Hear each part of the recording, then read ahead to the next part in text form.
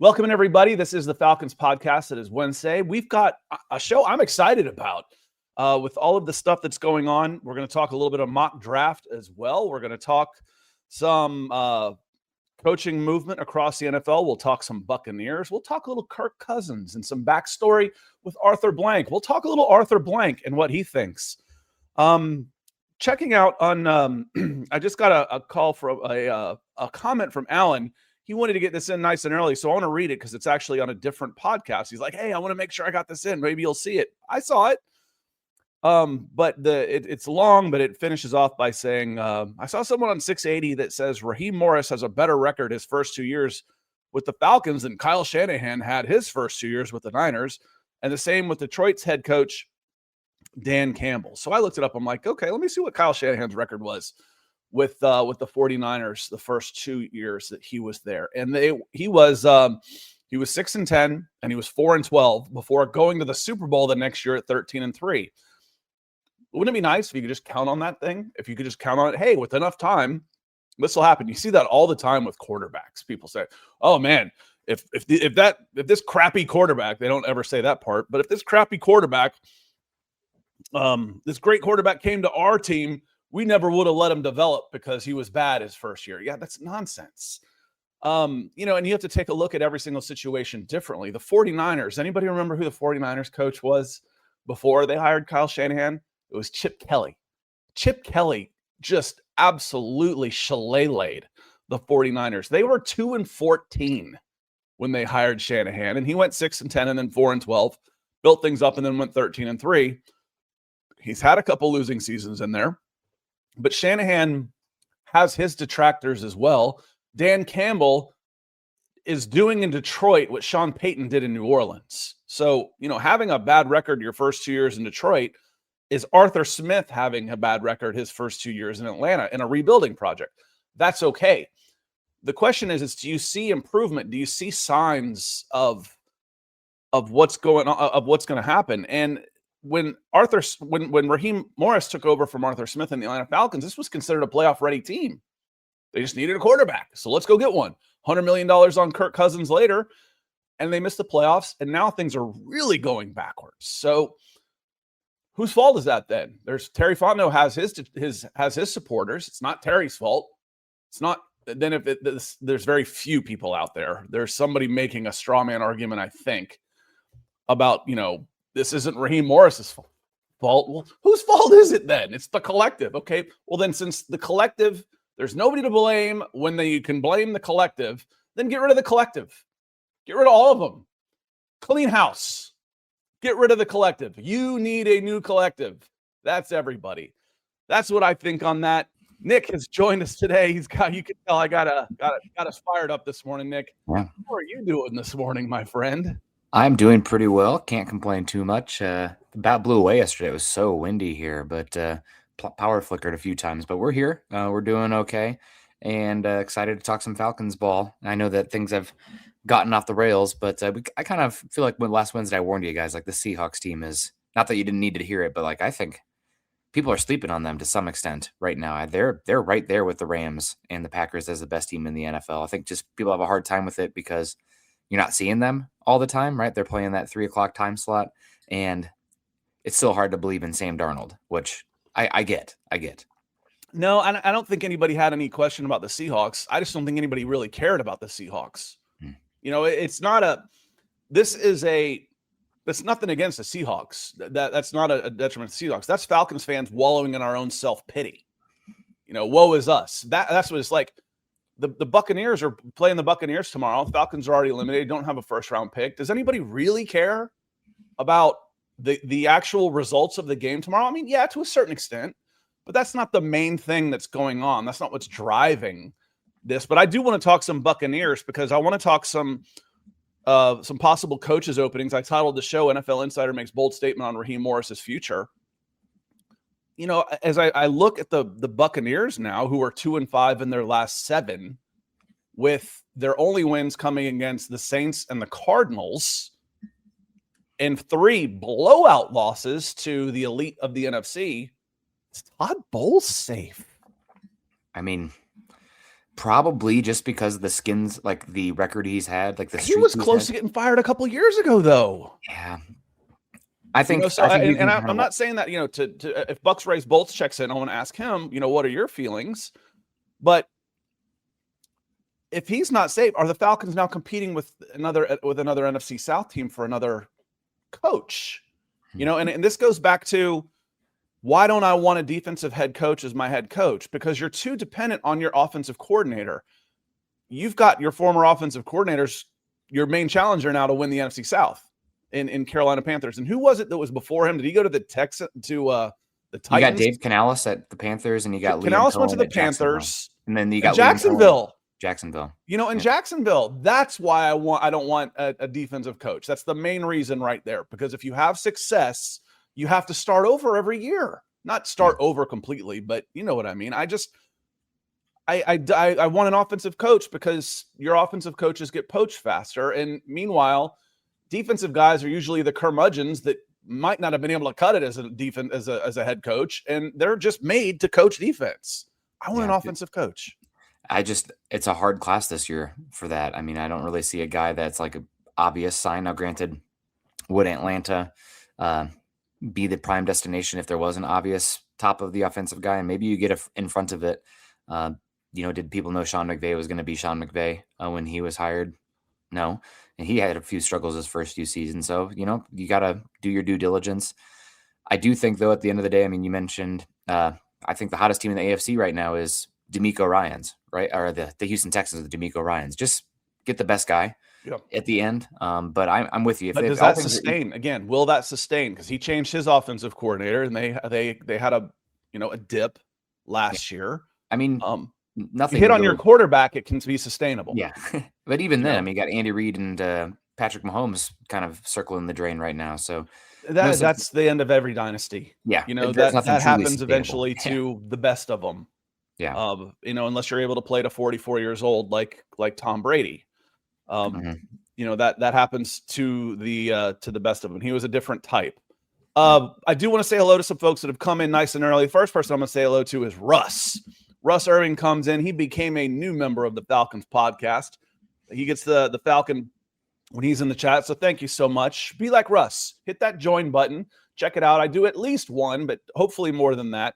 Members only videos, hot takes. You see me, something gets my gander and I get all fired up and I hop on here and raise hell about something. And then it's basically a private chat too, because I'm in there all the time.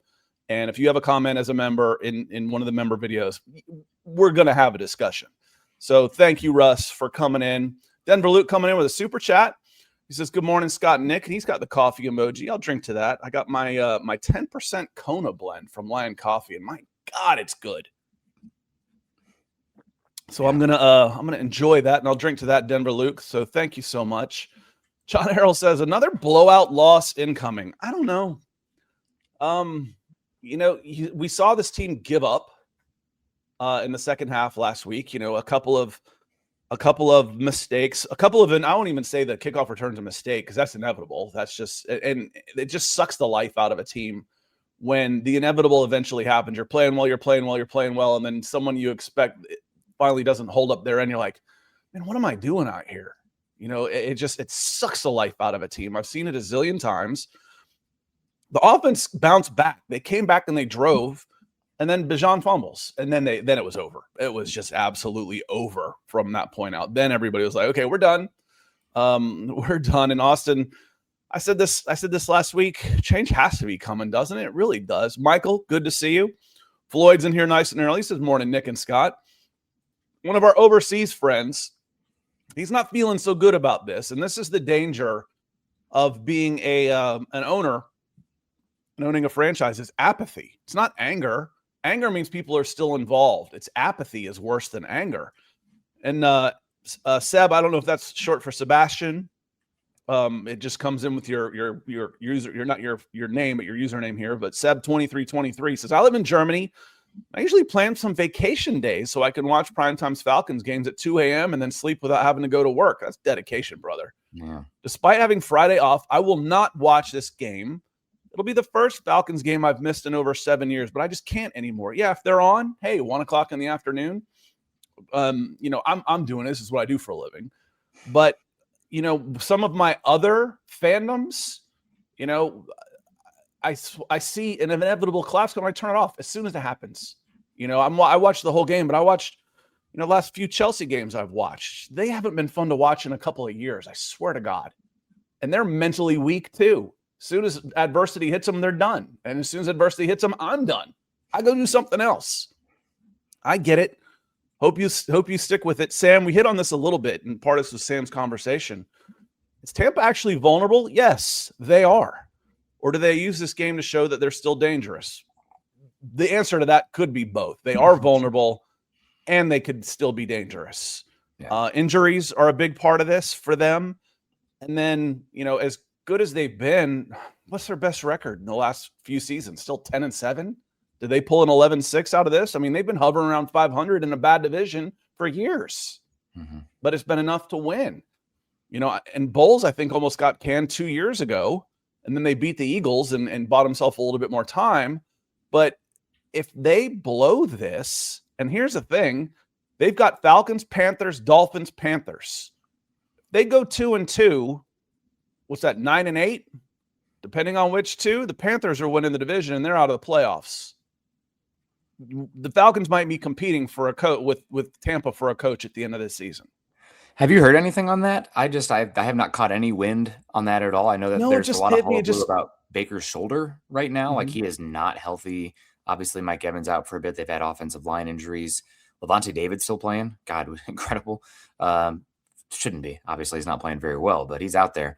I'll be surprised if Todd Bowles is fired unless they completely 0-4 down the stretch. And it's hard for us to say from obviously it's even hard to say from Atlanta perspective, but Tampa, we're not listening to every interview or talking to people in the organization.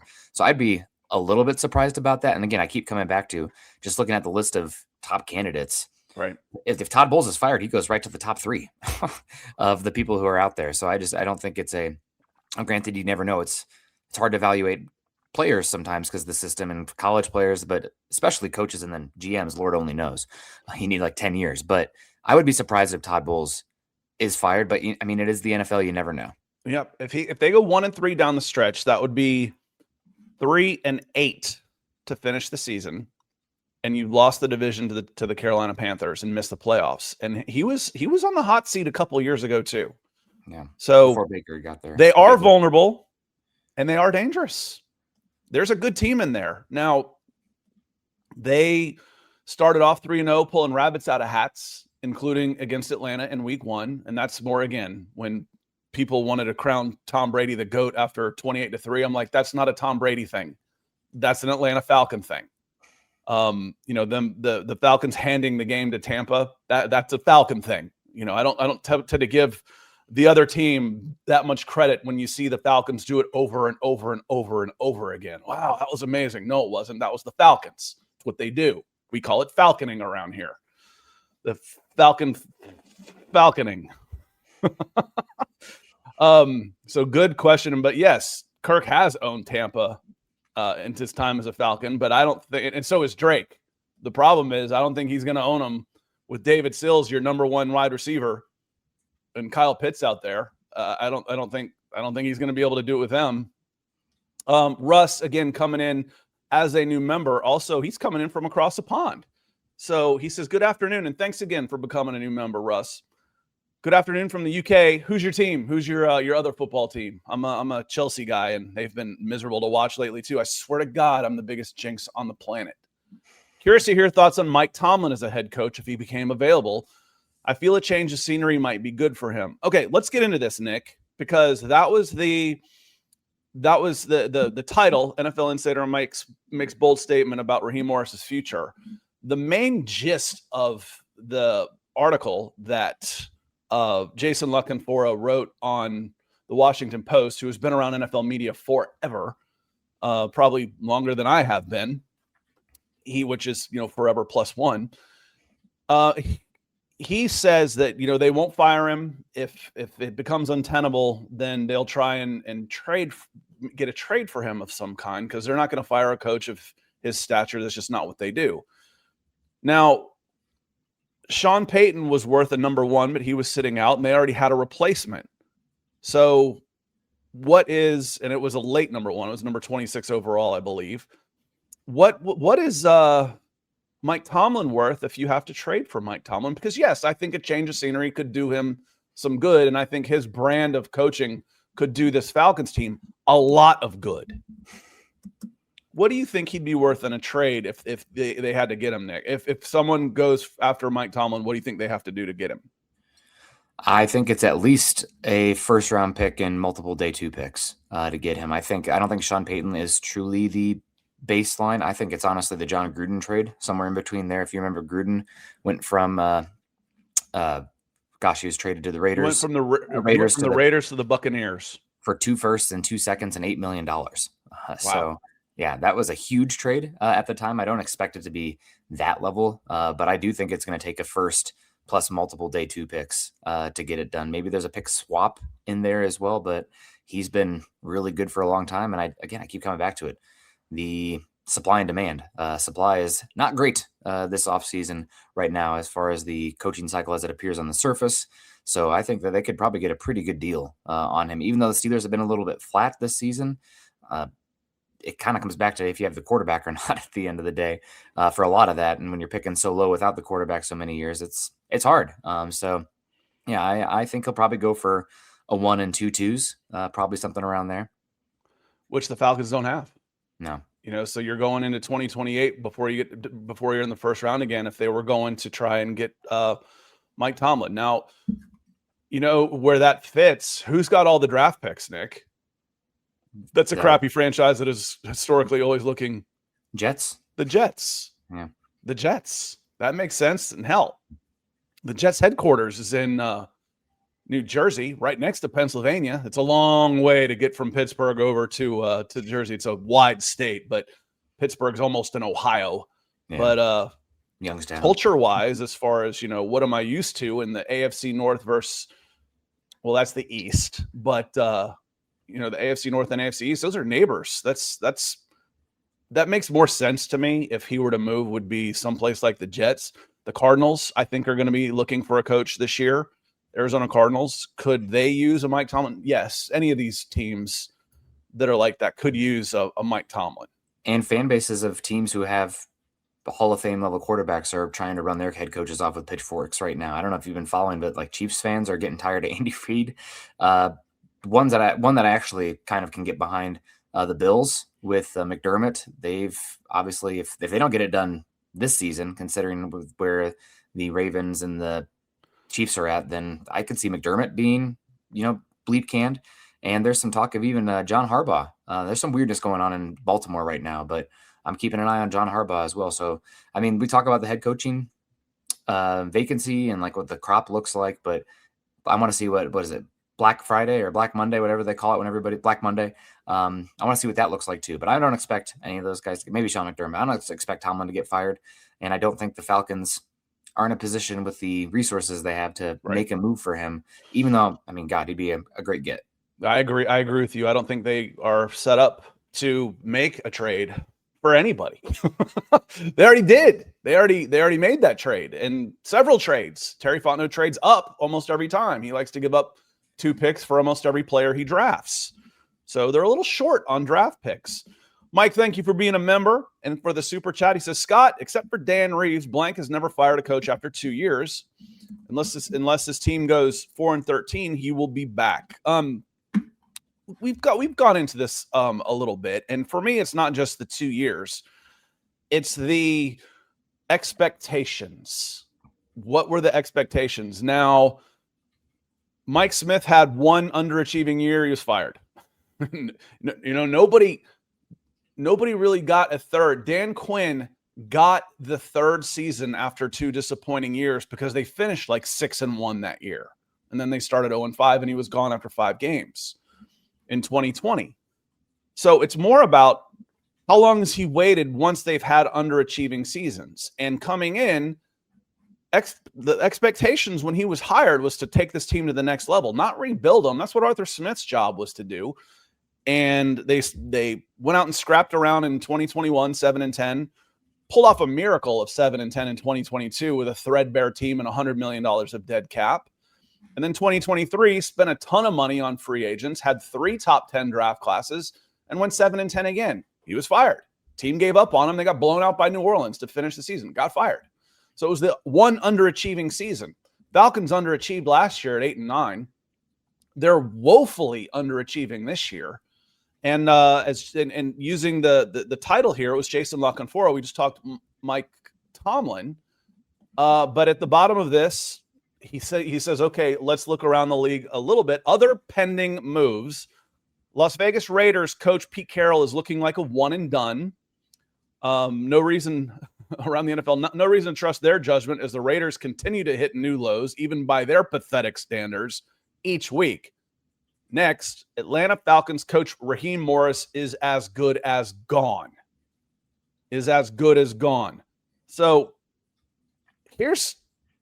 I talked to some people around the league yesterday that I know that cover other teams, and the feeling that they're getting, because there's a lot of free agents in there and there's a lot of contacts, around the league. And remember, we were in recruiting, so we've known some of these guys since we were in high school. They were in high school, got some context. The feeling is that they're done, and it's going to be a clean sweep. The feeling around Flowery Branch is that blank's gonna general manager and head coach, which would then be everybody else, which I believe is needed. Terry Fontenot's got his supporters, and then we'll go in and say, well, Scott, what about there's people that will come and say, you got to go get quarterback. Michael Penix can't do it. You got to go get quarterback. Well, you got to get quarterback. You only have one wide receiver. Your tight end is leaving because he's been a bust. Your offensive line is banged up. You got no right tackle. Again, wide receivers. Your cornerbacks are meh.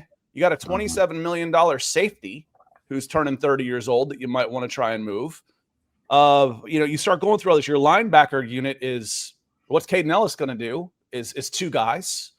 You start going through all these problems, and how are you going to fix them? And you start going, maybe Terry Fontenot hasn't done that great a job building this team from top to bottom. And that's a reason why a contributor to them being 4-9. Yeah.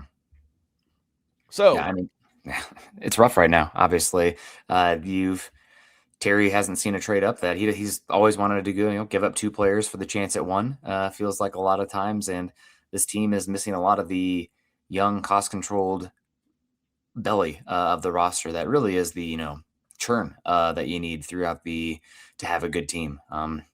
We saw the Rams a few years ago, right? They had like a 15 pick draft class, and you're not going to hit on all those guys, but I think you got to know when and where it makes sense to be making these aggressive moves up for players. So yeah, I'm expecting a clean sweep of the house. Maybe there's a coach that comes in that retains some people as well, but as far as the head decision makers infrastructure, I would expect it. I'm expecting a clean sweep. I don't think Fontenot's done well enough to earn more, especially when you're considering it's not like he's playing in a division with 2 top 5 quarterbacks. Like the NFC South has been open to take advantage. It's been mediocre.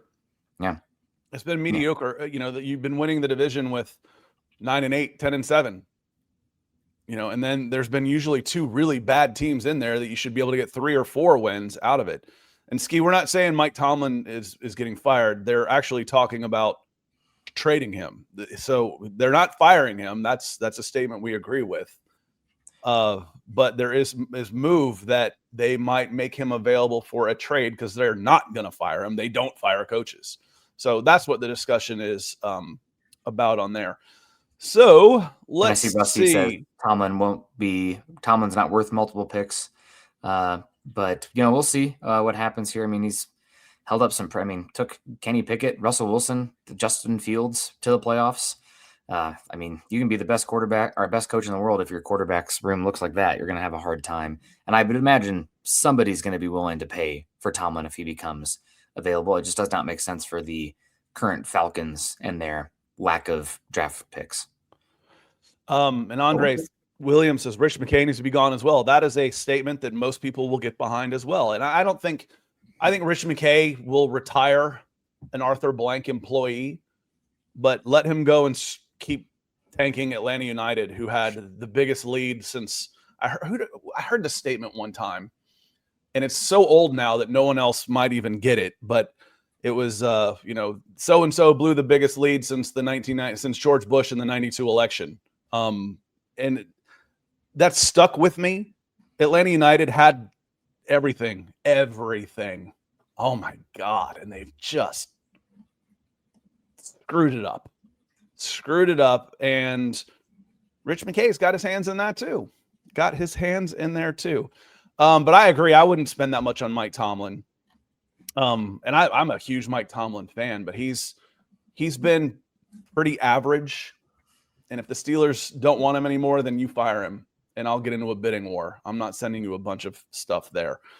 But it goes back to, yes, Jason La Canfora says Raheem Morris is as good as gone. Reading the body language and some of the things that he's saying, I believe in that. Now, let me see. I want to come back up here. I like to highlight something I want to say with something that y'all say as well. And it was Sam. He came in. He says, I saw Raheem said blank is 100% in support of him. I was hoping that came from blank himself, because it's usually the kiss of death, the old vote of confidence kiss of death. Mm-hmm. So here's the actual quote. I want to play it for you here real quick. And Nick, I want your instant reaction to what you hear, because I've got so many voices in my head. I like to say, okay, this could mean this, or this, or this. So I don't want to bias you with what I think on this, but here was the actual quote. Do you feel you still have support of Arthur Blank?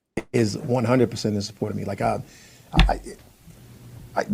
supporting an issue, he is absolutely outstanding. And like his ability to listen to us, his ability to be there for us, his ability to be in it with us, is absolutely 100% awesome. And like it's everybody. It's all hands on deck mentality with the organization.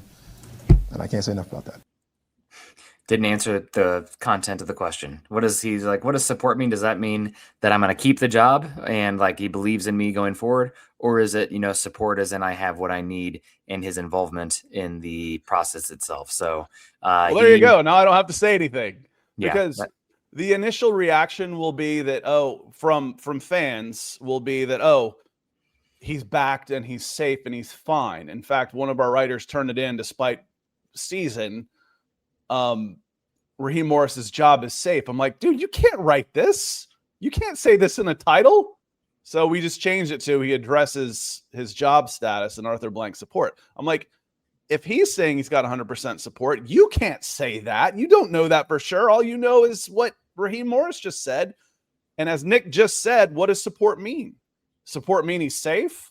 I don't think so. Or does support mean Arthur Blank isn't the reason we're 4-9? He's given us everything we need to succeed, and we have not. That's what I'm taking out of that. Support ain't an issue. No, that was Raheem Morris hasn't done well here, but he's not stupid. And I don't know if you guys did mock trial back in the day or anything. You answer a question in a cross-examination, and he did answer it, but it depends on what you're asking when you talk about support. Support is in he's giving you the tools and finances and everything you need to be successful. That's how Morris answered it. That's obviously not what the question was asking for, but good cross-examination or bad cross-examination. He left it open to interpretation, and Morris ran with it. All right, y'all. Here we go at the 30-minute mark. Now, I'm not stating this as fact. I don't want this to be used as some sort of report. This is what I am hearing. I am hearing Arthur Blank was pissed when they drafted Michael Penix Jr. after giving $100 million to Kirk Cousins. One of the reasons Kirk Cousins is not gone from the Atlanta Falcons is because Arthur Blank didn't want him to go because he didn't trust that Michael Penix was going to last. He basically said, if that's your guy, so be it. It's your ass. It better work. It hasn't, and Blank's going to clean house. That's what I hear. We'll see if any of that ends up becoming true, but that's what I hear, that Michael Penix was a Terry Fontenot-driven draft pick for the long term. And then, like a good boss will do, I'll back you publicly. We'll get on board, and this is what we'll say. That's why I say you can't believe what these guys say publicly. They lie so much, they don't call it lying. They call it coach speak. I'm not going to come out and undermine my general manager and say, I can't believe they made that pick. This was the dumbest thing in the world. Now tank the confidence of my number 8 overall 24-year-old rookie quarterback. I'm not going to do that. But Nick and I don't agree on everything. I promise you, a group of 4 multi-millionaires and 1 billionaire making these decisions, they don't agree on everything. And from what I understand, what I've been told, whether it's true or not, is Michael Penix was a Terry Fontenot-driven thing against what Arthur Blank wanted to do. Now, to be fair, what I think was the dumb move was signing Kirk Cousins to begin with, and getting the young quarterback was always the right move to make. But once you spent that money on Kirk Cousins, everything you did after that undermined that move. The one thing that has me recoil about that information, Scott, is that taking a quarterback in the top 10 is typically an ownership decision at the end of the day. I mean, that's just the standard operating procedure for how organizations take those top of the draft order quarterbacks. So I think he had to be sold on it for sure. What was that? I think he had to be sold on it for sure. So I mean, it's easy. And basically said, okay, this is your 4. You've had 3 losing seasons. This is your coach. This is your quarterback. Yep. Here, I don't want to use the phrase that immediately comes to mind about, doing yourself in, but here are the tools. I'll support you. Yeah. I don't agree with you, but I'll support you. Which is very possible. He'd have to have some level of quality control on that process and decision and be okay with it in the end. And I know that he's involved, but doesn't sound meddlesome. It's, again, sounds like, I know it's been frustrating and maybe hiring the wrong people around him, but the finances and type of support is what you'd want for a position if I was taking one. Sounds like, at least from the outside in. But quarterbacks taking the top 10, it's typically an ownership-driven decision. They're meeting everybody up top because this is a face of the franchise-altering move and direction, because you're committed for 3-4 years typically with that as well. So again, if it could have been a Terry Fontenot, like you said, like, okay, fine, we made this Kirk Cousins thing, but if you're sold on that, this is on your hands, and I hired you for a reason and going to empower you to make those decisions. But I do think that obviously Blank has to have some ownership of the direction and decision. If it's as simple as, he hired Fontenot, so then it is him. But I would be pretty shocked if he didn't have a pretty large say in the process. No, at the end of the day, it's Blank's decision. Yeah. At the end of the day. But he's not going anywhere. And he's, in my mind, I can say, listen, I'm not going anywhere.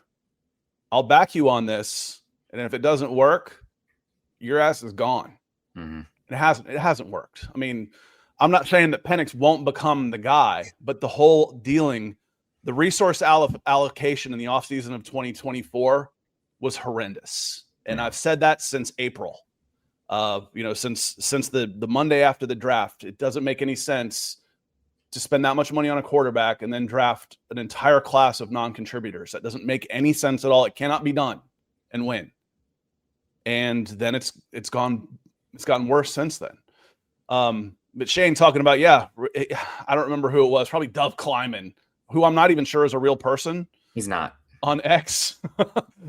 Posted and got 1 million views of right after those two talking together, Blank and Fontenot. And, then they said, no, it was all good. Then again, what they say publicly isn't necessarily the truth. These guys, they lie so much. I've said it before. They lie. Are you calling them a liar? Yes. They don't call it lying. Of course they're going to lie. Oh, the Atlanta Falcons are a really good team. Mike McDonald said that. Is that lying? Yes, it is. Oh, the Falcons are a really good team. No, they're not. That's lying. But it's understood. That's part of the game. It's like bluffing. What is a bluff? A bluff is a lie. You calling him a liar? Yes, I am. That's what they do. It's part of the game. So on that Rusty, and Rusty says, I heard Arthur Blank wanted a succession plan to Kirk after not having one for Matt. Who knows what to believe at this point? Just fire everybody and start over. Yeah, and that was the public facing. You didn't just hear that. That's what they said. That was the corporate speak after they did this unprecedented move. That was what they told everybody. Oh, we were in quarterback hell and that wasn't going to happen again. And then but you got to throw in some positive there also. Remember, you have to throw in some sprinkles and flowers and sparkles. We don't plan on picking up this high again for a long, long time. Oh yeah, they're going to be good. yay, this was the right thing to do. And all the everything is awesome fans out there just go parrot it and say, well, genius they are. They're playing chess while everybody's playing checkers. No, they're not. It was dumb then. You cannot do it in this league. You got a salary cap. You got a 53-man roster. You got a limited amount of draft picks. You cannot waste resources like that. You can't do it.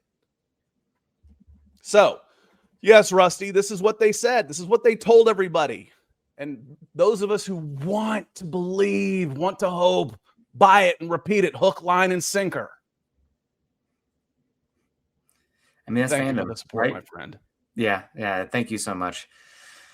Oh, Scott, man, it's unfortunate we don't even have that top pick to look at. I guess I keep saying it to you guys, but as long as it's not a top 2 pick in this class, it's not the worst year to not have your top 10 pick. Obviously, you'd rather have it, but this is a down year in the top overall of the class. So again, we'll and I think there's solid depth. So not like that first round blue chip talent, but there's going to be talent to be had day 2. So we'll still have a good time this offseason, have a little bit of money to build this team around as well. Talk about some free agents and another coaching search, probably GM search. So I'll be curious about the order that comes down, where they're pulling from, but it'll be better times ahead still, all the same.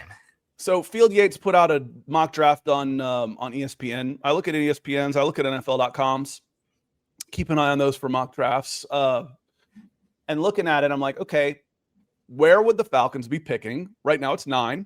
They'll probably end up at 8, the Arthur Smith Memorial draft pick. When they're not picking at 8, it's just weird. Yeah. So they were picking at 8. 9 right now, I mean. And the Rams took, let me just look it up. I've got it here in front of me. I think for Field Yates, they took Caleb Downs. Yeah, but it doesn't matter who the Rams take. It matters the players around them. So it's like, Caleb Downs. The Rams got Caleb Downs. They don't need a safety. Okay, yeah, you're not taking him. So who else, might you be looking in that order? And what I see, Nick, one, I see my usual.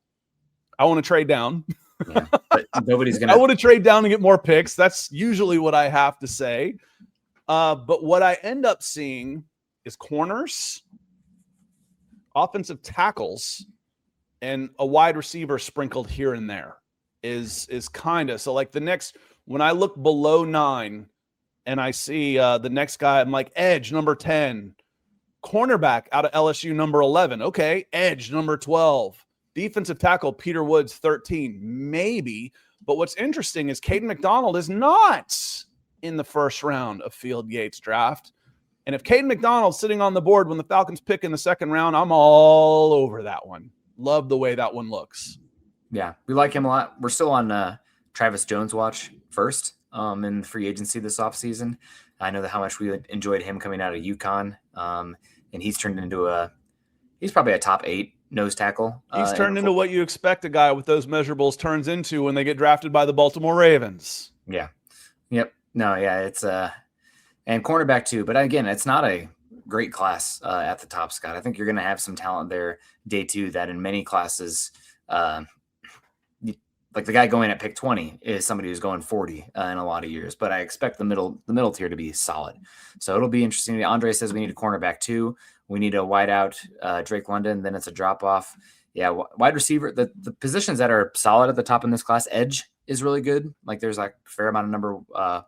I don't know if they're as good as JPJ, but there's a volume of edges available. I think there's okay wide receiver talent as well in this upcoming class. I'm not really impressed with the first round interior defensive lineman. Really not impressed. I don't think offensive tackle exists in this class in the first round, and that's really hurting things as well. So we'll see how it plays out. Also, cornerback I think is down. I think Delane McCoy is really talented out of Tennessee, but he had injuries, tore his ACL.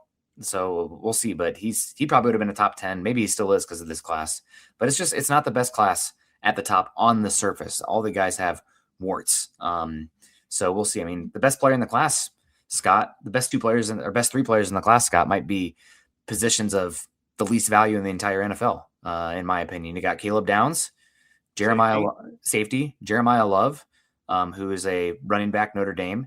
And then I absolutely adore and think he's incredible, but Sonny Styles out of Ohio State, linebacker, as well. So it's just not and Kenyon Sadiq out of Oregon, tight end. So it's a down year overall. But Michael says, what position should we take in the first in the draft, fellas? And for me, it comes down to who's the best player, the best prospect available at wide receiver, corner, 1, 2. I said often, and defensive tackle. Those are the three. I want an offensive lineman, but I don't feel like you can, but I feel like you can get better value at corner and wide receiver at the top of the second round. You're still in the premium. I can get a premium player at a premium position era there, where third, fourth, fifth, I can get defensive tackles in the third round. I can get linebackers for sure in the third, fourth, and fifth if I hit on them. That happens all the time. Corners and wide receivers, you might be able to get some. You're not counting on them nearly as much once you get out of the top 50. Yeah. So if I've got a corner and a wide receiver in the top 50, that would be my first priority. And frankly, number one right now for me, my number one priority for this team, other than, the quarterback. But again, Michael Penix is going to get the chance. So let's just forget that and just say, okay, quarterback is not settled, but that decision's already been made. Michael Penix is your quarterback for 2026. My number one is wide receiver. Wide receiver and cornerback are up there for me. I'm boring, Scott, and I kind of have just an ethos, but at the end of the day, I'm probably always going to be biased towards the line of scrimmage. Mm-hmm. And especially if you're bringing in a new head coach and general manager, where specifically for the general manager, your window or your roadway track is typically longer. Right. Wide receiver, cornerback, those are positions that typically, especially with how it's an 7-on-7 era of guys coming up, you're getting value out of those guys halfway through their first year, where interior defensive line, offensive tackle, normally it's more halfway through year 2, halfway through year 3. So I'm a little bit biased towards the line of scrimmage, especially with how the NFL's playing this season. I mean, you look at the best wide receivers in football, and maybe a single one or two are in the dance. But you find the best offensive line, best defensive line, they're in the freaking dance, man. Right. Even with the quarterbacks struggling in the league. So I know it's not the best offensive tackle year, but maybe there's somebody in there that makes sense. I think Bergeron's entering a contract season this upcoming year as well, as year 3 or 4 for him coming up. Yeah, I think you're right. I think he's in his third year already.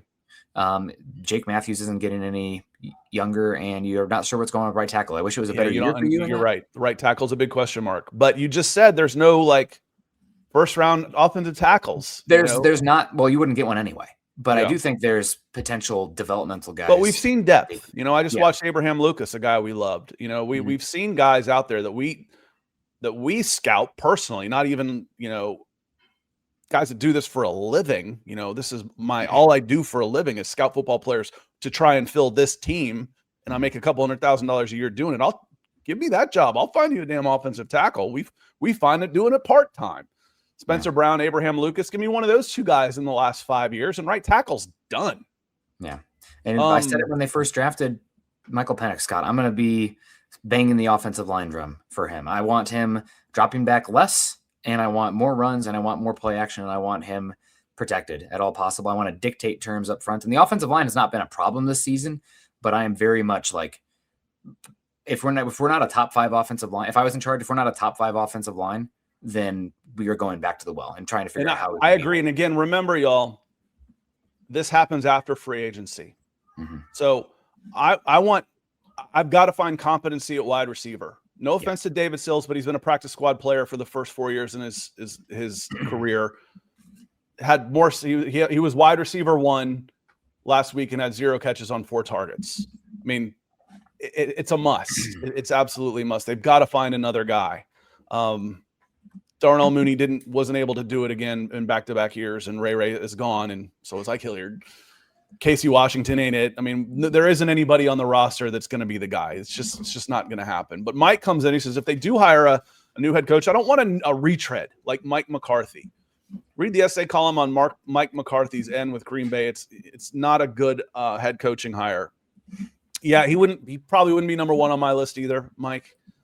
Right, number 1 on my list right now, and until I'm told why otherwise, and I'm sure there is. So I'm not saying, this is a guy. No. He's number 1 on my list of let's find out more about is Clint Kubiak, his offensive coordinator, Seattle Seahawks.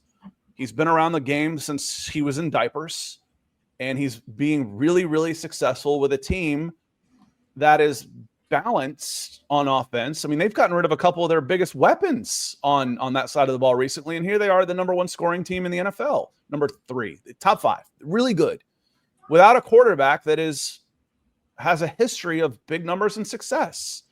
So Clint Kubiak's my number 1 guy right now until I find out otherwise. No, you don't want him because he did this, and this, and this in the past, and blah, blah, blah. Okay, sorry, I didn't know all that. I want to find out more. When I'm conducting my list, Clint Kubiak is sitting number 1. Yeah, he's going to be up there. You also have Joe Brady. I'll be curious about some of the guys a little further down. Shieldhouse, the Rams pass game coordinator, is somebody who I know has some fans in the league. They just hired that guy. He's their offensive coordinator. Yeah, I know, but right, you want the offensive. You've said you want the offensive guy, which I get. It's not a very good one. You kind of missed the boat there. I know some people said, "Oh, you missed the boat when you didn't hire Ben Johnson or Mike Vrabel." I don't think he had a chance at those guys. Vrabel's a defensive guy, isn't he? Really? I know, but like just in the comments earlier. Yeah. No, the guy I think you really legit would have had a chance was McDonald. It was Mike McDonald. Yeah. Yes. If you're not from around here, we've had people chime in from the UK. We've had people chime in from Germany already today. So if you're not familiar with this area, go to Google Maps, type in Mercedes-Benz Stadium and Centennial High School, Roswell. They're 30 minutes apart. That's where, at least with no traffic, that's where Mike McDonald went to high school. Centennial, I'm at the edge of Johns Creek High School's district. Across the street from me, across the street from my neighborhood, is Centennial. That's Centennial. You might have had a chance. I'm not saying you would have gotten him, but don't tell me about Harbaugh. Harbaugh wasn't coming. Ben Johnson didn't take a job. And I think this has been pointed out to me before, and I forgot. Neither did Vrabel. Vrabel didn't take a job in that sequence either. I think he sat out a year also. So I don't think Vrabel did either. I've been corrected on that, and it's stuck with me. But Mike McDonald, you might have had a chance there with the hometown kid. Red Swarm, thank you for coming in with a super, my friend. Says, good morning, Scott and Nick and everyone in the chat. That's all, y'all. So good morning from Red Swarm. Let's get through these last 4 games and move on to a fresh start. Head coach, staff, and GM. I think it's coming. I do. We always wonder, and I've actually put this in writing. That's when I'm serious about it, when I put it in writing. Popping off on a podcast is one thing, but putting it down in writing on SI carries more consequences. So I have to be a little bit more serious, more sure about it when I write it. But I think it's coming. I really do. That there's a clean sweep coming, head coach and general manager. And again, at what point, I know we've got low expectations here in Atlanta, but at what point would you not get rid of the general manager? What else has to happen for him to be in his 5th year without a winning season, and the 5th year being the worst year, and you still have all these holes on the team? What else has to happen? Why? Well, it's not his fault. Okay, that's fine. And what do I need him for? What's he doing? Because there's people that will credit every positive thing to him, and then every negative thing will say, oh, that was someone else. Well, you can't do that, for one. That's picking and choosing. But 2, if you don't think that he's at fault for anything wrong, then why isn't he doing more? Let him do it. If he's got the magic touch, why isn't he doing more? Because it's not like that. And as a general manager, well, he never had a chance because of Rich McKay and Arthur Blank. That's fine. Then he's going to be scapegoated. He's toast. So clean sweep. I think it happens. I think it happens in January. Yeah, I mean, I keep coming back to the chattel. We'll have to talk about it in the offseason at some point, Scott, but just where the league is at right now, the quickest way to get assets on this squad would be dangling Drake London, and I guarantee there's going to be teams are going to smell chum in the water, and you're probably talking not Micah Parsons level of package, but something probably just under that for his. I could go two firsts and a throw in. You get 3 picks out of that, including 2 firsts. I think I would be shocked if teams weren't offering that. Now, granted, London's injuries and stuff might play a factor in it, but I think it's probably 2 firsts and maybe even a pick swap in there as well. It's not going to be Micah Parsons' trade because Micah plays a more valuable position, in my opinion. But I think you're probably talking about 2 firsts and a third. Well, Micah's got more of a resume also. You know, Yeah. Micah was all-pro one. You know, Drake hadn't even made a Pro Bowl yet, for goodness sakes. And that's not all on Drake. 2 firsts. You know, we have a long history of good players getting ignored because of a crappy franchise here in Atlanta. And it could happen again this year with James Pierce Jr. You know, James Pierce Jr. should be top 3 for NFL Defensive Rookie of the Year, and he might not finish top 5. You know, it happens. Lance Render coming back to the talk about draft. He says have to go wide receiver in my opinion, and I think they will. Again, they need 2 wide receivers, not just one. I want at least 2 wide receivers. I want at least 2 cornerbacks. Of all the places they've ignored, Terry Fontenot has attempted to address wide receiver without a doubt. You know, you draft Drake London, you sign Darnell Mooney. That's at least an attempt. Ray McLeod was brought in to be a special teams guy and you know, played way above his head, had a career year. So there's not been a huge investment other than Drake London, but has made the one that's been completely ignored is corner. It's cornerback. The Falcons haven't drafted a corner in day 1 or 2. That's first, second, or third round since Dimitroff drafted AJ Terrell. And you know they're not spending money on free agents. They haven't had any money. So corner is huge. So I want 2 wide receivers, 2 corners. I want 1 in free agency, 1 in the draft at both positions for sure. And I don't know the names. I know Nicholas Harbor because, oh man, he's like, again, I've got a 100-meter dash of him running like a 10.5 at 6'4", 230. And it'd be the first $100 million edge if he had that mentality. So someone to watch for sure. Nick Harbor is interesting. He's he's so rare though, or raw and rare. But you're talking about probably for the Falcons, day 2 wide receivers right now. Consensus would be Chris Bell out of Louisville. Excuse me, Scott. Oh my God, I'm better than that. I swear. Louisville. I swear, yeah. Herb Street does that on purpose because he's from Ohio. Louisville. Because he'll lean into it. Yeah. Louisville. Chris Bell, though, he's an interesting one. You got Chris Brazel out of Tennessee. Casey, somebody in the chat mentioned Casey Concepcion from Texas A&M, who's a little just smaller player, but got some burners. I know there's some Zachariah Branch love too. I think he's still a little raw, but you're talking day 2, day 3. Speed always gets a premium. Jacoby Lane out of USC is somebody, and then you got Elijah Surratt out of Indiana and Bernard out of Alabama. So there's day 2 wide receivers in this class. You're going to miss out on the consensus top 4, which is Carnell Tate, Jordan Tyson. Those guys probably go top 15. Mekhi Lemon and Denzel Boston probably go top 25. Who are some of the day 2 wide receivers that we've absolutely loved that have hit? Christian Watson. You know, we were super high on him. Did he go up into the first round? He was day 2. He was day 2. Day 2. Alec Pierce. Who's going to be one of those guys? He's going to get George paid. Pickens was one of those guys. He's a weird one. He is, but he's got the production. Okay. Yeah. You could use a little bit of weird on this team. Number 4, I will say one that I was the miss on, because that's 3 hits. I don't want to just talk about all the misses. One guy that I thought should have done a lot better was Jonathan Mingo. I saw some Deebo Samuel traits in him, and he's just terrible. I don't know what happened with him. Jeremy, good to see you. Thanks for the super, my friend. He says no to Drake. Wouldn't trade him. I would trade Bijan to the Chiefs for a first, maybe more. Re-sign Tyler and find another running back. I don't think you're going to get a first for a running back. I don't know. I think you might. If I can, after what Saquon did, after what Christian McCaffrey has done, after what Bijan has done, and Christian went for a 2nd, 3rd, 4th, and 5th. He went for 4 picks. That's a late first, the equivalent of at least.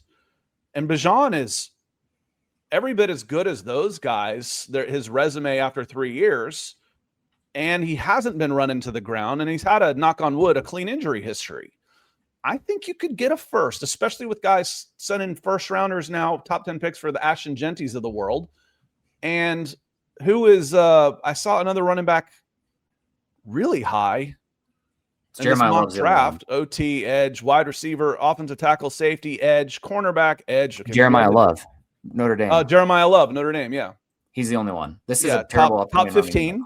So if I've got money, because again, it's not just the pick, it's also contract. I'm going to have to spend $15 million on him. Okay, I'll do that. That's 300, it's what, 0.5% on $300 million or something? 3%, can't do the math that fast this early. It's okay. That I think you could get a first for Bijan. Again, I think he's the face of the franchise, and I think people would lose their minds and be really, really pissed off. And if I'm coming and taking this job, I'm not trading Bijan for a first. It's got to be a holy cow, can you believe what they just gave us type of offer?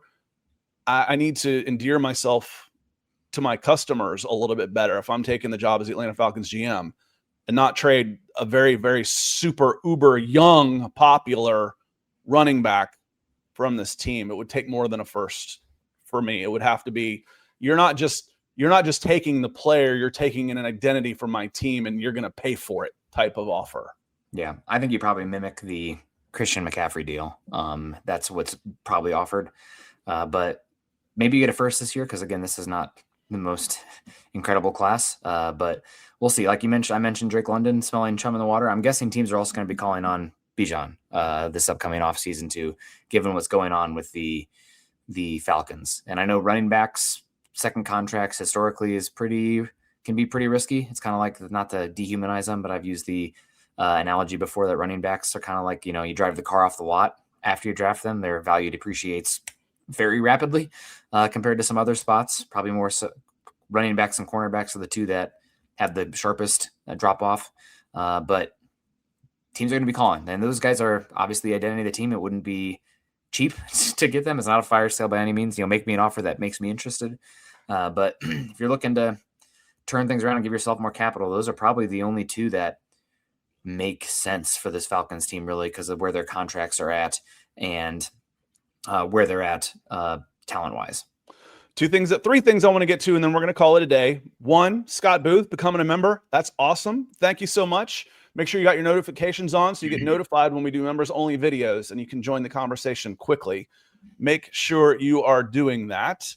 I know how Mad Scientist feels, or Trenton. He's like, we're not getting rid of Bijan. And again, that's part of it. There's an emotional thing there that you have to pay a premium for. Bijan is more than just his numbers to this team, to this franchise. And if you're going to take Bijan, you're going to pay for that premium. And I don't think anybody's going to. I'm talking like 2 first-round picks, and nobody's going to come with that.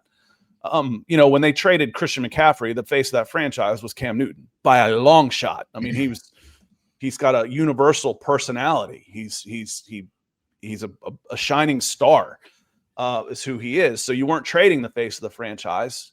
That is who Bijan is right now for this team. But thank you, Scott. 2 things in here I wanted to hit on real quick. Yeah, what were they? One, it was linebackers. I think somebody said, I don't think Caden Ellis is coming back. Og 809. Og 809. 809. No, I'm 86 and 8. I'm forgetting my kids' birthdays. He was born in August of 09. 2009. I don't think Caden Ellis is coming back. Honestly, don't blame him, and they should let us know if Troy Anderson is still in the organization. Won't be for long. He's got 4 games left, and then his contract is up. So, and he won't be re-signed, unless it's no one else re-signs him and you sign into a Nate Landman deal of $50,000 guaranteed and $1.4 million to come join the team in the summertime and see if you can make the team. That's the kind of deal that Troy Anderson is going to get this offseason, if he can even pass a damn physical, y'all. There's no guarantee he can even pass a physical to even play in this league anymore. So something to think of there with Caden Ellis, their linebacker. And Caden Ellis might leave. He might leave. He's earned that right. He's played out his contract on non-guaranteed money this year. And it sounds like a squirrel is about to come right through my window. Hello, buddy. Yeah, my cat's awake now. He's looking like this at the window. What the hell? So Caden Ellis, if Caden Ellis is gone, you're down to Divine Diablo and JD Bertrand. Linebacker's not a need.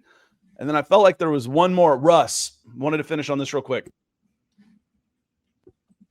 Russ, thank you for being a member again and joining today. The wide receiver list on Spot Rack looks reasonably good. Yeah, and we talked about some of those before, and we'll go through it again. Feels like the Falcons can make steps to fix with a wide receiver. The problem with those lists, Russ, 3/4 of them will not hit free agency. They'll re-sign with their own teams before they hit free agency if they're any good.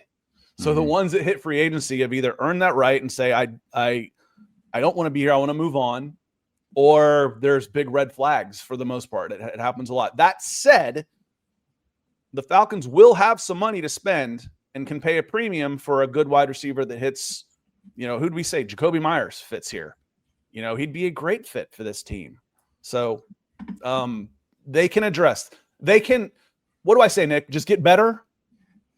They can get better in free agency than David Sills as wide receiver number one. They can do better. They can do better than Darnell Mooney and his 300 yards of receiving this year in free agency. They can improve. No doubt in my mind, they can improve wide receiver with the free agent this year. No doubt in my mind.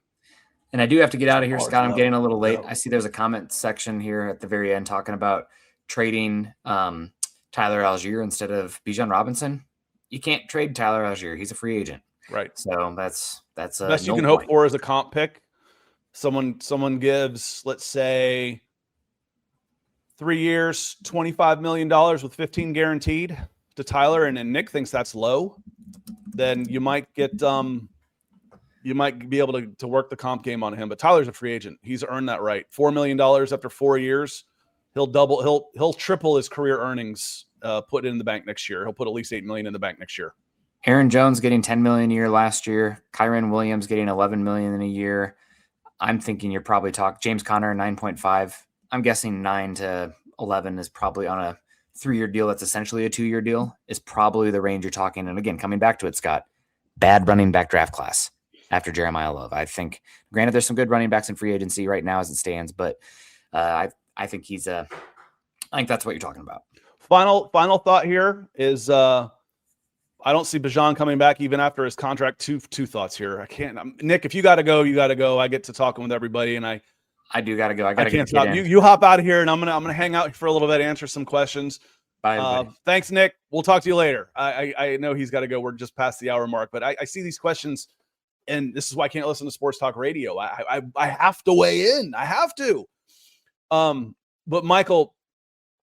So I don't see Bijan coming back even after his contract is over anyway. So I think it's worth trading him for a lot of stock, get some picks or whatnot. Okay. I get that. He is a running back. The shelf life on running backs is relatively low, relatively speaking. You've got 3 more years of cost control on him. He's got his 4th year of his contract, his 5th year option, and then the first franchise tag. That's 3 more years.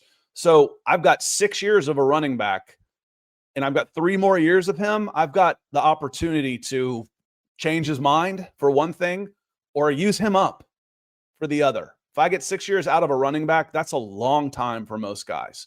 So I think you'll be just fine there. But again, if someone were to come up and say, hey, we're going to give you 2 first-round draft picks, I got to listen. I don't see that happening. He is there. Ski asked, should we franchise tag Pitts or pick up a tight end in free agency? I wouldn't franchise tag Kyle Pitts. It's funny. I heard y'all, we talk about trust, and I went through this. I heard the phrase in soccer a lot, in English football, trust. He's got the manager's trust. And just what that means is I know what I'm going to get out of this guy, down to down, game to game, week to week, year to year. I trust him to do what I expect of him. You can't feel that way about Kyle Pitts. And right after I said that, I'm cutting up Broncos press conferences, and they're talking about a role-playing fullback named Adam Prentice. And Sean Payton says, the thing about Adam is I know exactly what I'm going to get, when I'm going to get it, how I'm going to get it when I put him out there. Trust. I don't trust Kyle Pitts. I don't trust that I'm going to get 100% effort, down to down, game to game, week to week. I don't trust him. Not giving him $15, $16 million guaranteed. I've seen the tag and trade. If I put a $16 million guaranteed salary on him, who's trading for him? So I don't see it that way. Oh, let's see here. I think that was just about it. I'm not trading AJ. What was the turning point of that last game? Yeah, the turning point in the last game was the kick return and the fumble. And it's not just all in a vacuum. If they weren't 4-8 and they were 8-4 instead, maybe they fight harder instead of give up on that. But interesting. Again, I would have trouble trading Bijan. I really would, just for the reasons that I've already gone through on that. So Brandon talking about Bates. Bates is going to be on the block. I believe that. What's he entering his 29th-year-old season and free agency? Let's not forget that, the final year of his contract. He's got a void year. I hate void years. I don't really understand them. And I don't like having guaranteed dead money. When the guy is gone from your team, I don't want him to still count against my salary cap. Is that unreasonable of me? But next year, he's got a $24.8 million cap hit against 18.2 dead. If I can trade him for a third or fourth rounder, and he'll be 29 next season, if I can trade him for a third or fourth round pick and get somebody to pick up $6 to $8 million, maybe even $10 million, now I get a late day 2, early day 3 pick for him and $16 million extra dollars in free agency. Love Bates, but he is a luxury you can't afford when you're a 4-9 team, a $27 million safety. That's a luxury. So on that note, y'all, I want to say thank you to a pair of our new members. Russ Irving, thank you for being a member of the Falcons podcast. Scott Booth, thank you for being a member. Maurice Bonney. Maurice, thank you for being a member for a month and sticking with us. So he's found enough value to stick around for a little bit. Maybe you will too. Give it a shot. Denver, thanks for kicking us off. Mike coming in a couple times. Red Swarm, Rusty was in here as well. Lance, thank you so much. Jeremy, appreciate y'all. Last week, a couple weeks ago, I said we weren't going to do a gut reaction because I'm going to be out of town. That's because I don't look farther than like 3 days ahead on the calendar. We're doing a gut reaction tomorrow night. So after the game, be ready. Have your notifications on. I'm live within 3 minutes of the final whistle.